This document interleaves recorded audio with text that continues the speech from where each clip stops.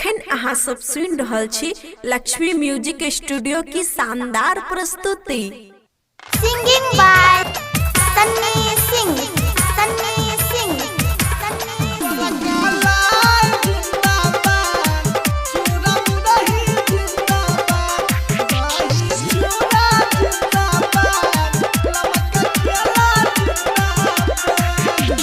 तिला संक्रांत 14 तारीख के मनाइबै, दही चूड़ा खैबै, खूब मौज उड़ाइबै, मौज उड़ाइबै, मौज उड़ाइबै। तिला संक्रांत 14 तारीख के मनाइबै, दही चूड़ा खैबै, खूब मौज उड़ाइबै।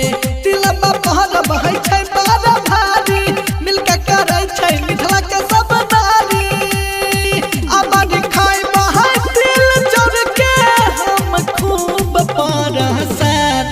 गोलका लाई जिंदाबाद जिंदाबाद जिंदाबाद, लमका केला जिंदाबाद जिंदाबाद जिंदाबाद, दही चूड़ा जिंदाबाद जिंदाबाद जिंदाबाद, मूंगफली जिंदाबाद। अरे तिलकुट जिंदाबाद बोलो ना रे।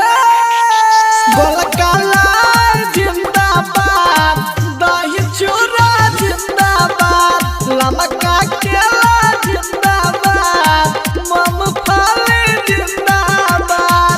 सब डीजे पर खाइ छै नच नच के ई प्रसाद।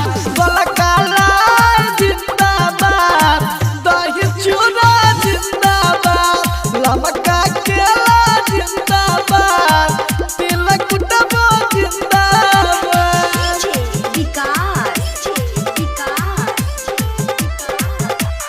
दही चूड़ा जिंदाबाद, चूड़ा मुरही जिंदाबाद, तिलकुटबो जिंदाबाद, लमका केला जिंदाबाद। आहे हो जाहि के बाजार हम शक्कर खरीदबै, शक्कर खरीद के लाई बनबै, लाई बनबै, लाई बनबै। आहे हो जाहि के बाजार हम शक्कर खरीदबै, शक्कर खरीद के लाई बनबै। संजय भाई से दूध लेके करबै दही तैयार हो श्रीकांत भैया।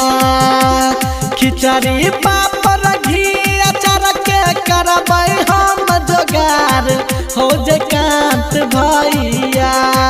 सब मिल के खैबै मौसती से तिल चढ़ के प्रसाद। खिचड़ी चोखा जिंदाबाद जिंदाबाद जिंदाबाद, चूड़ा मुरही जिंदाबाद जिंदाबाद जिंदाबाद, अरे घी अचार लान रे। खिचड़ी चोखा जिंदाबाद, चूड़ा मुरही जिंदाबाद, गोलका लाई जिंदाबाद, लमका केला जिंदाबाद। चल तो चल खाइए लगे चल। Recording by Sugandha studio, presented by Lakshmi music studio, Orla B Koti Purnia.